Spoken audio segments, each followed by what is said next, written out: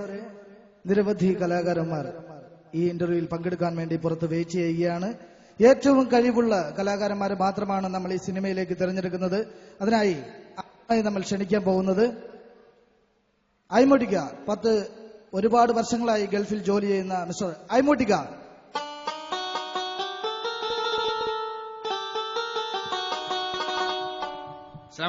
വലൈക്കും സലാം. എത്ര വർഷമായി ഗൾഫിൽ ജോലി ചെയ്യാൻ തുടങ്ങിയിട്ട്? ഞാനിവിടെ 10-30 കൊല്ലായി. 10-30 കൊല്ലമായിട്ട് ഗൾഫിൽ ജോലി ചെയ്യുകയാണ്. എങ്ങനെയാണ് ഗൾഫിൽ വരാനുണ്ടായ സാഹചര്യം? അത് വല്ലാത്തൊരു സാഹചര്യം മോനെ. പറയൂ. എന്താന്ന് വെച്ചാല്, കടം വന്ന് കയറി ഞാൻ കിടപ്പാടം വിറ്റും കൊണ്ടി മരുഭൂമിൽ കുടിയേറി, എന്നെ വിസ തന്ന് കളിപ്പിച്ച് കാശും വാങ്ങി കടന്നൊരു മലയാളി ഒരു നായി, ഓനെ തിരഞ്ഞൊരു വഴിയായി. മക്കളൊന്ന് കൈയടിച്ചേ.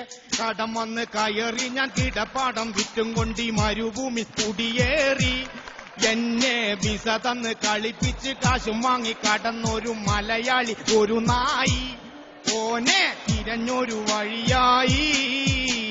എന്റെ സങ്കടം പറഞ്ഞപ്പോ കൈയടിക്കണ നോക്കിയാ കണ്ടില്ലേ? അതാണ് നമ്മുടെ മലയാളി. വിസ തട്ടിപ്പിലൊക്കെ പെട്ട ആളാണ്. അപ്പൊ പിന്നെ എങ്ങനെയാണ് ഈ ദുബായിലേക്ക് എത്തിപ്പെട്ടത്? ഇവിടെ എത്തിന്ന് പറയാൻ കാരണം ഈ പാഹ്യം ബോംബെയിൽ വെച്ചാണ് നമ്മളെ പറ്റിക്കണത്. അപ്പൊ ഇതിന്റെ ഈ വിഷമം സഹിക്കാൻ പറ്റാണ്ടായപ്പോ ഞാൻ ബോംബെ കടപ്പുറത്ത് വെറുതെ ഒന്ന് കിടന്നത്. അതായത് പരീക്കുട്ടില്ലേ, ചെമ്മീനിലെ മൂപ്പരി കിടക്കണ പോലെ വെറുതെ ഒന്ന് പോയി കിടന്നതാ. അന്ന് വന്നൊരു സുനാമി തെരയാണ് ഇന്നിവിടെ എത്തിച്ചത്.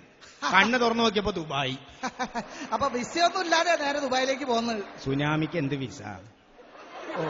അല്ല, ഞാൻ ചോദിക്കുന്നതല്ല, വിസയൊന്നും ഇല്ലാതെ ഇവിടെ വന്നു വിട്ടു. അപ്പൊ ഇവിടെ ഇത്രയും വർഷങ്ങളായിട്ട് ജോലി ചെയ്യുകയാണെന്ന് പറഞ്ഞു. അപ്പൊ എന്താണ് സത്യത്തിൽ ജോലി ചെയ്തോണ്ടിരിക്കുന്നത്? ഇവിടെ എനിക്ക് പരിപാടി എന്ന് പറഞ്ഞാൽ പത്താക്കാന്ന് കേട്ടിട്ടുണ്ടോ? ഈ പത്താക്കിന്ന് ഞാൻ കേട്ടിട്ടില്ല.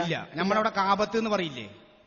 അത് തിരിച്ചിട്ട സാധനം പത്താക്ക. അതാണ് പത്താക്ക. അതിന്റെ പരിപാടിയാണ്. അല്ല, ഞാൻ ചോദിക്കുന്നത്, ഇത്രയും പ്രായമായ സ്ഥിതിക്ക് ഇനിയും കലാരംഗത്തേക്ക് കടന്നു വരാനുണ്ടായ ആ സാഹചര്യം എന്താണ്? മെയിൻ കാര്യം എന്ന് വെച്ചാല്, ഈ ഫീൽഡ്, ഈ സിനിമാ രംഗത്ത് വന്നു കഴിഞ്ഞാൽ നല്ല മൊഞ്ചുള്ള പെണ്ണുങ്ങളെ കല്യാണം കഴിക്കാൻ പറ്റും. അതാണ് ഉദ്ദേശം. അതായത് ഇപ്പോ സംയുക്ത വർമ്മ, ബിജു മേനോൻ, ദിലീപ്, മഞ്ജു വാര്യര്, ജയറാം പാർവതി. നാളെ പറയാൻ പറ്റില്ല ആര് കണ്ടു ഒരു ഐമുട്ടി ഐശ്വര്യ റായി. അപ്പൊ ചെറിയൊരാഗ്രഹമായിട്ടാ സിനിമയിൽ വന്നത്. അങ്ങനെയാണെങ്കിൽ ഞാൻ ചോദിക്കട്ടെ, ഇക്കതിട്ട് കല്യാണം കഴിച്ചിട്ടില്ലേ? കല്യാണമൊക്കെ ഞാൻ കഴിച്ചാ. അപ്പൊ അവരൊക്കെയാ? അതൊക്കെ പഴയതായി. അല്ല, ഞാൻ അങ്ങനെയാണെങ്കിൽ കാര്യം പറയാം. ഇവിടെ ഒരുപാട് കമ്പ്യൂട്ടറൊക്കെ പഠിച്ച പെമ്പിള്ളേരുണ്ട്. അങ്ങനെയാണെങ്കിൽ അവരാരെങ്കിലും ആലോചിച്ചാലോ? കമ്പ്യൂട്ടർ ഞാൻ നോക്കിയതാ ശരിയാവില്ല. എന്താണ് അതൊക്കെ ഭയങ്കര പ്രശ്നം. നമ്മൾ എന്തെങ്കിലും ആവശ്യമായിട്ട് അടുത്തേക്ക് ചെന്ന് കഴിഞ്ഞാൽ പറയും ഇന്റർനെറ്റ് വഴി ബന്ധപ്പെട്ടു. അപ്പൊ അത് വലിയ പ്രോബ്ലം ആവും. അങ്ങനെയാണെങ്കിൽ നമുക്ക് നേഴ്സുമാരെ ആലോചിക്കാം. ഇവിടെ എല്ലാം വേണമെങ്കിൽ അമേരിക്കയിൽ വരെ ജോലി കിട്ടും. അല്ല, അത് സമാധാനം തരില്ല. നേഴ്സുമാര് കെട്ടിക്കഴിഞ്ഞാൽ എപ്പോ ഇഞ്ചക്ഷൻ ചെയ്യലും മരുന്ന് തരില്ലാവും. നിങ്ങൾക്ക് അസുഖമാണ്, നിങ്ങൾ അവിടെ കിടക്കുക, ഒരു രക്ഷയില്ല എന്ന് പറയും.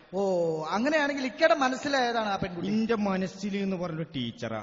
ടീച്ചർ എന്ന് പറയുമ്പോൾ പ്രത്യേകത എന്താന്ന് വെച്ചാൽ, എത്ര ലേറ്റ് ആയിട്ട് വന്നാലും ഹോംവർക്ക് ചെയ്യിപ്പിക്കാതെ കിടത്തി ഉറക്കില്ല. ഓക്കെ, കല്യാണത്തിന്റെ കേസ് അവിടെ ഇരിക്കട്ടെ. ഇക്ക കലാപരമായിട്ട് എന്താണ് ഇവിടെ അവതരിപ്പിക്കാൻ പോകുന്നത്? മിമിക്രി ചെയ്യോ? മിനിസ്ക്രി അല്ല, മിമിക്രി. മിമിക്രി അതെങ്കിലും കറക്റ്റ് ആയിട്ട് പറ. മിമിക്രി അല്ലേ, മിമിക്രി. അത് കറക്റ്റ് ആയിട്ട് പറ. ഒന്ന് ഒരുമിച്ച് പറഞ്ഞേ. മിമിക്രി. അത് കറക്റ്റ് ആയിട്ട് പറ. മിമിക്രി ശബ്ദം മതി. ശബ്ദം. അതെന്താന്ന് വെച്ചാൽ, ഇപ്പൊ നമ്മുടെ അമേരിക്കയും ഇറാഖും തമ്മിലുള്ള യുദ്ധം ഉണ്ടല്ലോ. അപ്പൊ ഈ യുദ്ധം ഇങ്ങനെ കൊടുമ്പിരി കൊള്ളണ സമയത്ത് മിസൈൽ അങ്ങോട്ട് പോണ ഇങ്ങോട്ട് പോണ, ഇതിന്റെ ഇടയിൽ കൂടെ ഒരു ഐസ്ക്രീം കച്ചവടക്കാരൻ ഇങ്ങനെ പോണ സംഭവം നമ്മുടെ സംഭവം. ഉഗ്ര സംഭവം, വെറൈറ്റി സംഭവം. യുദ്ധം ഇങ്ങനെ നടക്കുമ്പോൾ ഒരു ഐസ്ക്രീം കച്ചവടക്കാരൻ ഇങ്ങനെ പോണം. ഐസ്ക്രീമിന്റെ ഇടയിൽ കൂടി എടുത്തോ. ഒരുപാട് സൗണ്ട്.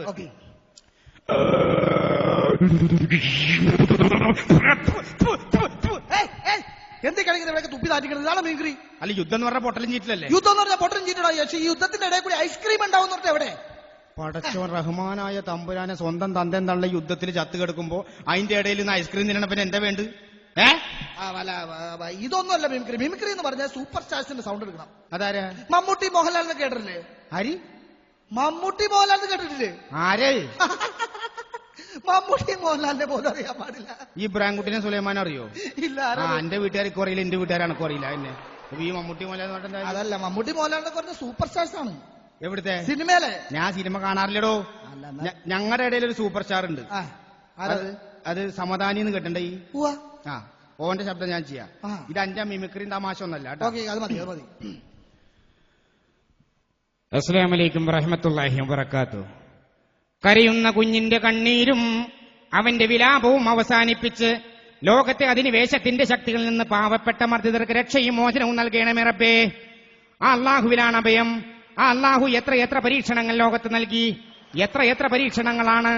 ഫിറോൻ ജീവിച്ചതും ഈ മണ്ണിൽ, ആമാൻ ജീവിച്ചതും ഈ മണ്ണിൽ, കാറൂൺ ജീവിച്ചതും ഈ മണ്ണിൽ, ലോകത്തെ വെല്ലുവിളിച്ചുകൊണ്ട് വലിയ വലിയ ഏകാധിപതികൾ കടന്നു വന്നതും ഈ മണ്ണിൽ.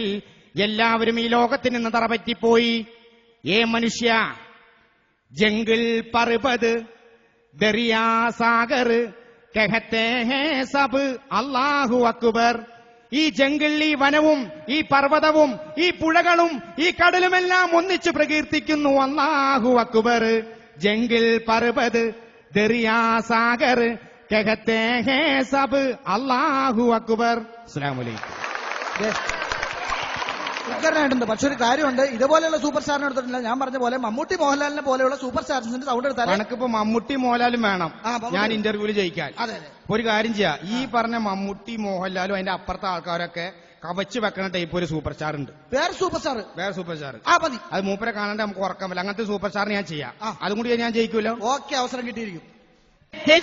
ജ്വല്ലറി, ജനകോടികളുടെ വിശിഷ്ട സ്ഥാപനം.